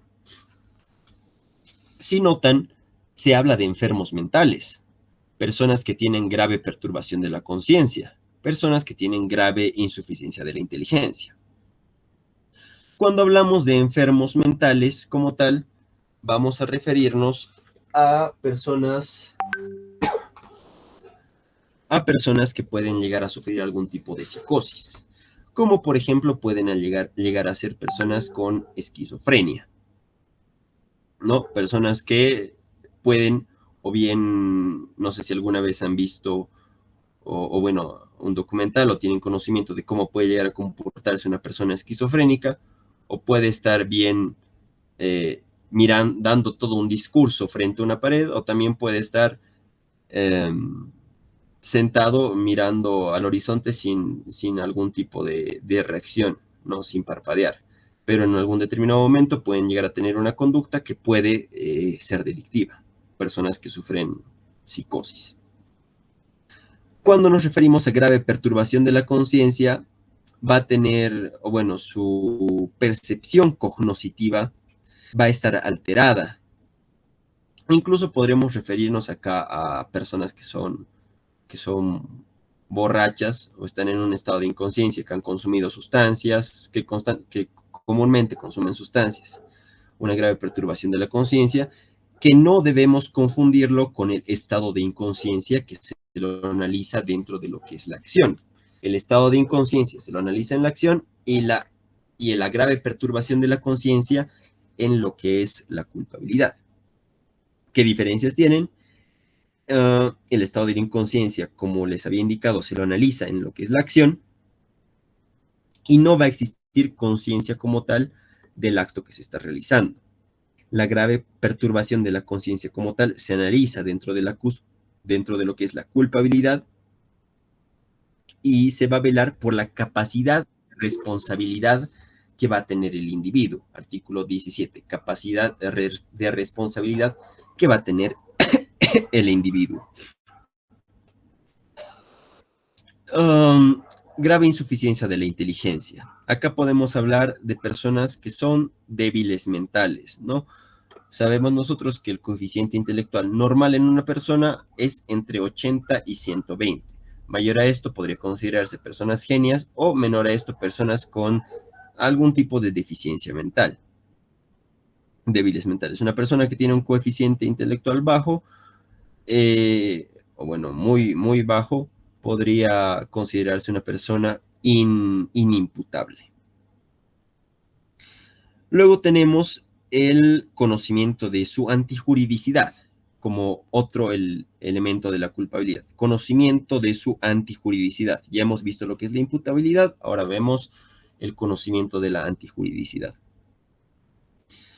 En este conocimiento de la antijuridicidad también podríamos hablar de lo que es un error de prohibición. Habíamos visto dentro de lo que es el filtro de la tipicidad el error de tipo. Ya en este filtro de la culpabilidad vemos lo que es el error de prohibición. ¿A qué se refiere el error de prohibición? En el error de prohibición, el autor va a creer que lo que hace no es un delito. Va a pensar que está actuando de manera legal, ¿ya? Cree que lo que hace no es un delito. Vámonos nuevamente con los ejemplos. pongámonos en la situación donde una persona del campo, de una provincia, rara vez visita la ciudad. En un determinado momento, por circunstancias de la vida, tiene que viajar a España. Esta persona siempre está con su bolsita de coca. Esta persona está con su bolsita de coca y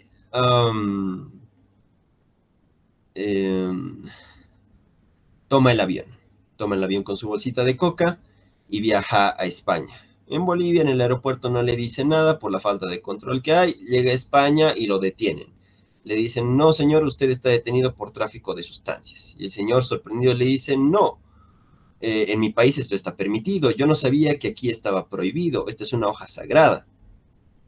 Ahí podríamos hablar de un error de tipo invencible, porque este señor no había salido nunca de su pueblo, máximo había ido a la ciudad unas contadas veces, y por circunstancias de la vida tuvo que viajar a España y nadie le informó ni le dijo que la coca solo es legal en Bolivia y no en otros países de Europa, ¿no?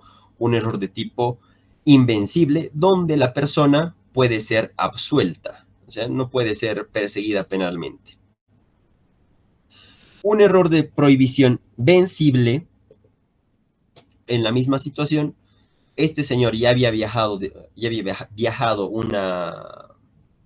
anteriormente y ya sabía que la coca estaba prohibida en España. Sin embargo, aún así se ha llevado su bolsita con hojas de coca. Lo vuelven a detener, vuelve a alegar lo mismo, pero le dicen, no, señor, usted ya ha venido anteriormente a España y se le ha dicho que esto está prohibido acá. Ahí hablamos de un error de tipo vencible, porque el señor pudo haber previsto que su conducta estaba mal. Y nos referimos, o bueno, acá podemos hablar de una pena atenuada, ¿no? Lo más atenuada posible. Otro ejemplo que se podría dar dentro de este error de prohibición. Un iraquí. En Irak es legal el uso normal de las armas. Pongámonos en la situación de que visita Bolivia con un arma. Era una persona de pocos estudios, sin conocimiento, no sabía que la tenencia de armas estaba prohibida en Bolivia, puede quedar absuelto. Pongámonos en un error de tipo, perdón, error de prohibición vencible. El mismo iraquí que visita Bolivia con un arma, tiene la instrucción adecuada, ha visitado países similares antes, ha visitado Argentina, ha visitado Perú, sabe que está prohibido la tenencia de armas, conocía la situación como tal del país y aún así ha traído su arma. Esta persona, como les había indicado anteriormente, puede llegar a tener una pena atenuada. Bien, ya hemos visto el error de prohibición o conocimiento de la antijuridicidad. También tenemos lo que es la exigibilidad de otra conducta. En esta exigibilidad de otra conducta, de alguna manera, un sujeto se pudo haber comportado de una manera distinta, pero terminó cometiendo un determinado hecho delictivo. Pudo haberse comportado de otra manera, pero terminó incurriendo en un hecho delictivo. Acá incluso podríamos analizar de un padre que defiende a su hijo en una pelea y termina golpeando y ocasionando lesiones, o incluso podríamos hablar de muerte a otra persona, ¿no?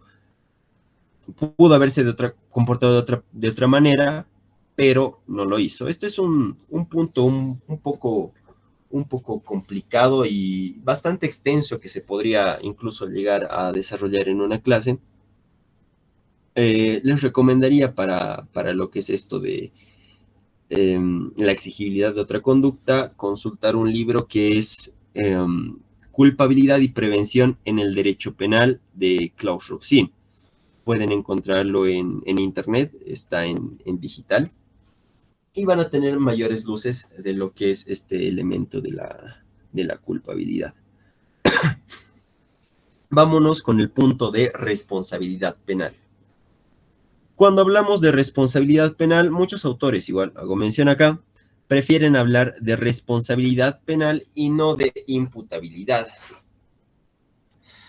Cuando hablamos de responsabilidad penal, nuestro código, nuestra norma sustantiva penal, en el artículo 5 establece que solo son responsables penalmente aquellas personas mayores a 14 años. Los jóvenes entre 14 y 18 años van a ser sancionados de acuerdo al código niño-niña adolescente. Y las otras personas de acuerdo a la legislativa normal para todas las personas. ¿Por qué hago referencia a esta responsabilidad penal como tal? Porque puede que una persona cumpla o pase todos estos elementos de la culpabilidad, o sea una persona que no tenga una enfermedad mental, sea una persona que no tenga una grave perturbación de la conciencia, sea una persona que no tenga una grave insuficiencia de la inteligencia, puede ser una persona que incluso sobrepase lo normal de una persona, tenga un coeficiente intelectual de 150, 140, y incluso supera los otros elementos de la culpabilidad, como el conocimiento de la antijuridicidad, conocía que su conducta estaba prohibida como tal, o pudo haberse comportado de otra manera y aún así no lo hizo. Entonces, esta persona es culpable, se la podría encontrar culpable como tal. Pongámonos la situación de que esta persona que cumple todos estos requisitos es una persona de 13 años, un menor de 13 años que ha matado a su padrastro. No tiene enfermedad mental, no sufre de grave perturbación de la conciencia, grave insuficiencia de la inteligencia, comprendía su accionar, tenía conocimiento de lo que había hecho, era un delito, estaba mal, y pudo haberse comportado de otra manera. Sin embargo, esta persona que de 13 años no va a ser penalmente responsable porque el artículo 5 de nuestro Código Penal solo establece responsabilidad sobre aquellas personas mayores a 14 años. Es por ello que se hace, o bueno, que hago énfasis en lo que es esto de responsabilidad penal. Puede que una persona haya cumplido todos los elementos de la culpabilidad, sin embargo, no va a ser penalmente responsable. Vámonos con lo que son las penas y medidas de seguridad. El artículo 25 como tal establece lo que es la sanción penal. Indica que como sanción penal existen las penas y medidas de seguridad que van a tener como fin la readaptación social de la persona. Fíjense muy bien que el artículo 25 indica readaptación de la persona. No indica como tal que exista un castigo a la persona, ¿no? Muchas veces las personas, la sociedad exige penas más severas o incluso por delitos que no son muy graves, llegan a linchar a personas, ¿no? Y bueno, esto en la ignorancia que muchas veces se tiene. Se exige una mayor pena sin, mayores años de cárcel sin tener conocimiento de que nuestra normativa tiene como fin en la pena la readaptación social del delincuente y no el castigo. ¿Por qué hago énfasis en esto? Porque si nos enfocáramos como tal en el castigo, estaríamos retrocediendo bastantes años en el tiempo. Nosotros estamos fundados bajo lo que es la escuela positiva. Si nosotros nos enfocáramos en el castigo al delincuente como tal, estaríamos retrocediendo bastantes años, llegando a escuelas como la correccionalista y la utilitarista, que solo se preocupaban por la pena y no por la readaptación del delincuente como tal, del estudio del delincuente como tal. Entonces, uniéndolo todo ahora esto con lo que es la culpabilidad, si una persona cumple todos estos elementos de la culpabilidad, es decir, no es una persona enferma mental, no tiene grave perturbación de la conciencia, conoce su antijuridicidad y pudo haberse comportado de otra manera y es además penalmente responsable, un mayor de 14 años, se le puede imponer una pena. Ahora, ¿qué pasa con una persona que ha cometido un delito, y, um, y es un enfermo mental, sufre de psicosis? O es una persona débil mental, tiene un coeficiente intelectual de 50. No se le podría imponer una pena como tal, porque como les había indicado, la pena tiene como fin la readaptación social del delincuente. ¿Y cómo se va a readaptar una persona que está mal de la cabeza en una cárcel? No lo va a hacer.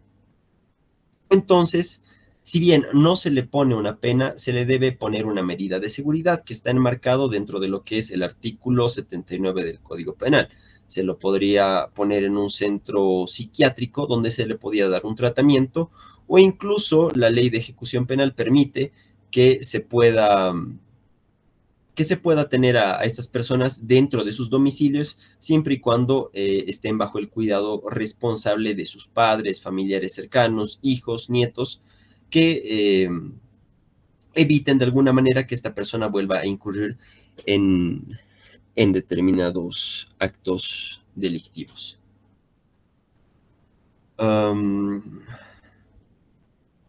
Bien, creo que los delitos ya los hemos ido viendo y citando a manera de ir dando ejemplos en lo que ha sido este repaso, y los vamos a ir viendo en posteriores repasos, ahora sí entrando a lo que es el contenido propiamente de esta materia, que son análisis y críticas, comentarios que se hacen en clase con el doctor. Preguntas, consultas, dudas sobre este repaso. Sí, José Antonio. Buenas noches, Andrés. Muchísimas gracias por la explicación. A mí me quedó una pequeña duda. No puedo diferenciar correctamente entre la línea causalista y la finalista. ¿Podrías aclararme, por favor, esa parte? Claro. Bajo lo que es la corriente causalista, solo se va a perseguir como tal, o bueno, solo le va a importar que exista una modificación en el mundo exterior. Yo he causado una modificación en el mundo exterior. Yo he hurtado algo, le he quitado a alguien algo a otra persona, he causado una modificación en el mundo exterior. Yo he matado a una persona, he causado una modificación en el mundo exterior. No le importa a la corriente causalista como tal el fin o el propósito que yo haya tenido. Sin embargo, en la corriente finalista nos va a indicar que lo que importa como tal es el fin. Toda conducta humana tiene un fin. Yo necesariamente, para incurrir en el tipo penal de homicidio de una manera dolosa, tengo que tener como tal ese fin, el fin de matar a esa persona. Si yo no tenía el fin de matar a esa persona, no puedo incurrir en el tipo penal de homicidio de manera dolosa. No sé si se ha logrado entender, o tal vez con un ejemplo. Sí, Andrés, ya más o menos me parece más claro. Ahora, una puntualización. ¿El finalismo es de Han Belsen o...? Claro, sí, de Hans Belsen nos has indicado, ¿no? Sí, sí. Como principales referentes en el causalismo tenemos a Franz von Liszt y en el finalismo a Hans Belsen. Finalismo. Y una preguntita más. La escuela de Claude Roxin. Bueno, la escuela de Klaus Roxin más que todo se basa en lo que es el funcionalismo. Hemos visto lo que es el causalismo y el finalismo como tal, que son corrientes que surgen a partir de un sistema tetrapartito, ¿no? ¿A qué me refiero con esto? En un principio había un sistema bipartito donde se analizaba solo lo que es la acción y la culpabilidad. Posteriormente es otro sistema tripartito donde se añade la antijuridicidad, y luego tenemos lo que es la tipicidad, y hablamos de un sistema tetrapartito donde las principales corrientes son la causalista y la finalista. Como una alternativa o una rama de estas corrientes surge el funcionalismo, donde podemos hablar de Gunther Jacobs y de Klaus Roxin. El funcionalismo de ambos es un poco distinto, ¿no? dentro de lo que es el funcionalismo de Gunther Jacobs, más podemos hablar de un derecho penal del enemigo, donde no se debe perdonar aquellos delitos o aquellos delincuentes que cometen los delitos más atroces contra la humanidad. Un derecho penal del enemigo que en nuestra vida como tal, o bueno, en nuestra sociedad como tal, podemos verlo reflejada en lo que ha pasado en El Salvador, la persecución a los pandilleros, a las maras, por el presidente Bukele. Ahora, el funcionalismo como tal de Klaus Roxin se va a basar en la creación de normas penales fundado en conocimientos criminológicos. Acá incluso podemos hablar de lo que es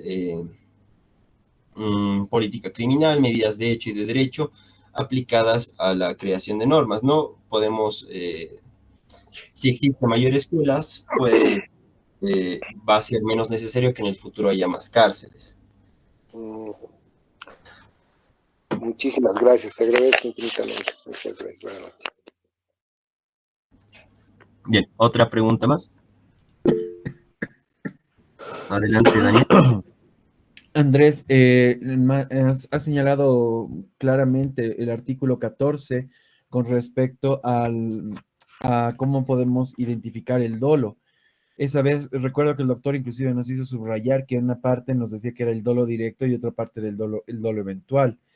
Sin embargo, o sea, se me dificulta un poquito identificar la razón de por qué es dolo eventual el que el autor considere seriamente posible su realización y acepte esa posibilidad, y por eso se le llame dolo eventual, y dolo directo cuando la persona actúa previsiblemente, o sea, sabe lo que dice el Código Penal con conocimiento y voluntad, o sea, no es lo mismo. Eso es lo que se me dificulta un poquito entender. ¿Por qué esa diferenciación? Claro, en ambos tiene conocimiento y voluntad como tal, a eso se refiere propiamente lo que es el dolo. Sin embargo, cuando hablamos de lo que es dolo directo, mi conducta va a estar relacionada directamente con la materialización del resultado que yo estoy esperando. Yo quiero matar a una persona y pues lo hago, ¿no? Sin embargo, cuando hablamos de dolo eventual, no lo voy a hacer de una manera directa. Podría yo poner una bomba en un avión sabiendo que esta persona está yendo en este avión. Sé que puedo matar a otras personas, pero aún así he actuado. Ambos necesariamente requieren de este conocimiento y voluntad. Ya, o sea, solamente que para tener claro, cuando hablamos de dolo eventual, estamos hablando de que la posibilidad de la comisión de otro delito intrínsecamente relacionado ocurra, porque estamos hablando de que en el dolo eventual vamos a considerar que en el tema de en la bomba en el ejemplo de la bomba en el avión, no solamente vamos a ser culpables de la muerte de una persona, sino de otras personas. ¿Esto es así como lo debemos entender? Exactamente, Daniel. Ya, perfecto. Gracias, Andrés. ¿Alguna otra pregunta?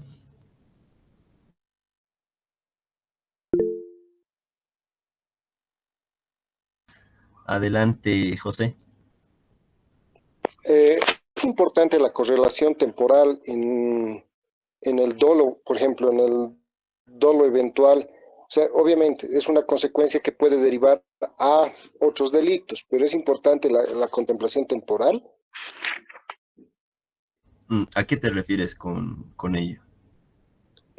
Por decir, yo pongo una bomba hoy día, ¿no? Y la programo para mañana. Evidentemente tengo un fin totalmente ilícito de destruir, pero esa consecuencia me da un tiempo para retractarme, me da un tiempo para, ¿cómo decirle? Para cambiar mi idea. Eso también es considerado.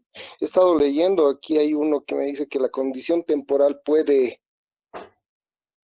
determinar el dolo eventual y no le entiendo bien. Claro, dentro de lo que es el derecho penal también podemos hablar de lo que es un principio de acción. En todo caso, el que yo haya colocado una bomba puede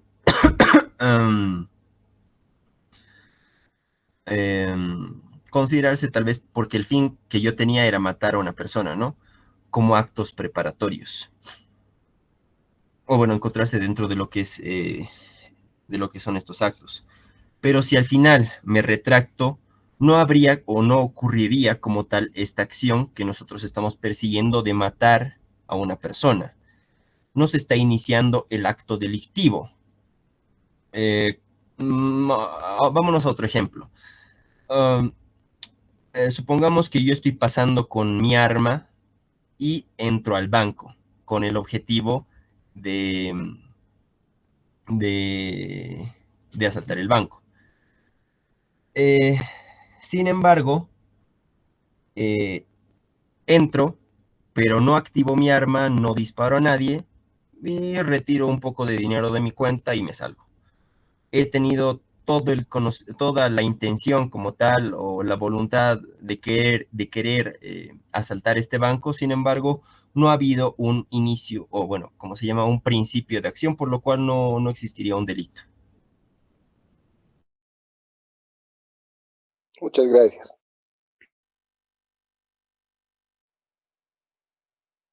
¿Hay alguna otra duda o consulta?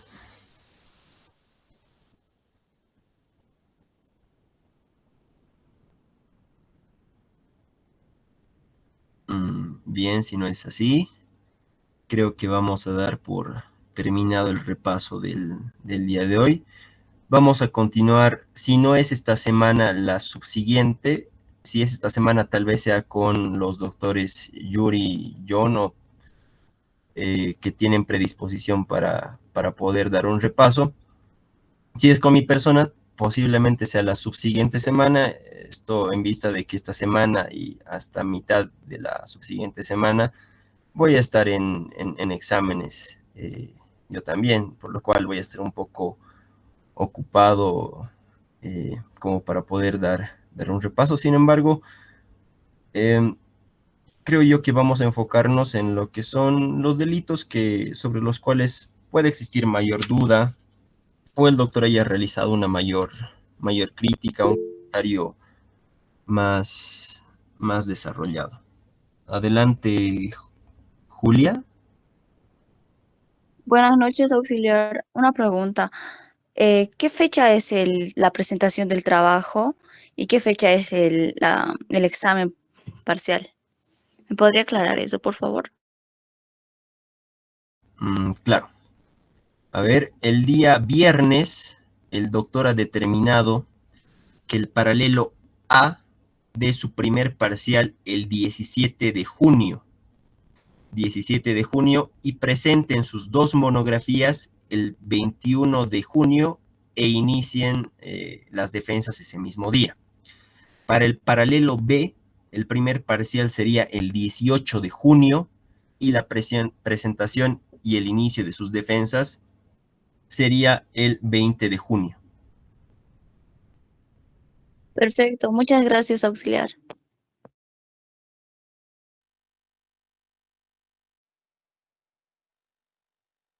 Bien, entonces vamos a estar en contacto para coordinar otro repaso. Que tengan un buen resto de jornada. Nos vemos. Adelante, José. Perdón la molestia. ¿Habría la posibilidad de que nos puedan dar algún simulacro de examen antes de esta semana, tal vez, para más o menos afianzarnos en algunos aspectos que están preguntando, por favor, estimado Andrés? El examen es prácticamente como se les toma el control en clases. El doctor llega, los separa lo máximo que se pueda, les dicta una pregunta y tienen 5 minutos para responder. Terminan los 5 preguntas, el doctor dicta otra pregunta inmediatamente, otros 5 minutos, 5 minutos, 5 minutos, 4 preguntas. Apenas terminan esos 20 minutos en total que se tiene para responder las 4 preguntas, todos tienen que dejar sus bolígrafos en la mesa y los auxiliares pasamos a recoger los exámenes. Es casi igual a los controles por escrito que se los toma en clases. Y las preguntas no son muy complicadas o bueno, que sean algo fuera de lo común, ¿no? Que el doctor les diga, indique la conditio sine qua non de este tipo penal o indique la pena para el delito de malversación. No, o sea, es muy memorístico eso, ¿no? De que nosotros nos estemos memorizando o incluso memorizando las penas y esas cosas, incluso muchos de esos aspectos que incluso los doctores a veces consultan en el Código Penal, porque la mente es frágil, ¿no? Recordaba un examen en Derecho Penal 2, exactamente el año pasado, cuando daba el examen el doctor Yuri, una chica de su tribunal le preguntaba cuál es la pena para el delito de cohecho o algo por el estilo. Y los dos doctores en ese entonces, el doctor Segarra y el doctor Camacho, la miraron y le dijeron, pregunte algo más coherente. Nadie sabe toda la cantidad exacta de todos los delitos, bueno, la cantidad exacta de la pena de todos los delitos, ¿no? Las preguntas van a referirse más a las críticas que hace el doctor, por ejemplo, explique en qué consiste el peculado. O de tres ejemplos de delitos culposos, de delitos contra la seguridad común, ¿no? El artículo 220 que establece que son delitos, pueden ser delitos tanto dolosos como culposos, aquellos entre el 206 y el 220. Por ejemplo, incendio, un caso que incluso les daba en este repaso, una persona que está fumando su cigarrillo y de manera culposa como tal, termina cometiendo el tipo penal de incendio. Algo así va a ser. No va a ser muy, muy memorístico con lo que son las penas, la conditio sine qua non. Sí tienen que tener noción de lo que conlleva, en lo que consiste cada delito. Eso es lo importante. Muchas gracias, muchas gracias. Una preguntita más. ¿Este tipo de examen que nos van a dar va a ser básicamente de la parte especial o va a entrar también fundamentos de la parte general? De acuerdo a experiencias que tengo y por el mismo contenido de la materia, el examen es solo de la parte especial. Sin embargo, este repaso como tal que se ha dado de la parte general ha sido para una mayor comprensión que se ha hecho hasta ahora del avance. Muchas veces veo que el doctor en clases pregunta qué observan o qué comentario tienen sobre este tipo penal, cuando por ejemplo dice el que actúe injustamente o con justa razón, cuando esto ya es analizado en la antijuridicidad, o cuando expresamente dice aquella persona que de manera voluntaria, cuando esto ya es analizado en el dolo, y el artículo 13.4 establece que todos los delitos son dolosos, a menos que esté expresamente señalado lo culposo. O incluso al momento del desarrollo de su exposición, puede que uno de los doctores o mi persona les pregunte igual conocimientos que ustedes hayan adquirido de lo que es materia de penal 1 relacionado a los trabajos que ustedes hayan tenido. Ok, muchísimas gracias. Buenas noches. Ya, bien, buenas noches compañeros, nos encontramos en otra oportunidad. Hasta luego, Andrés, muchas gracias. Muchas gracias.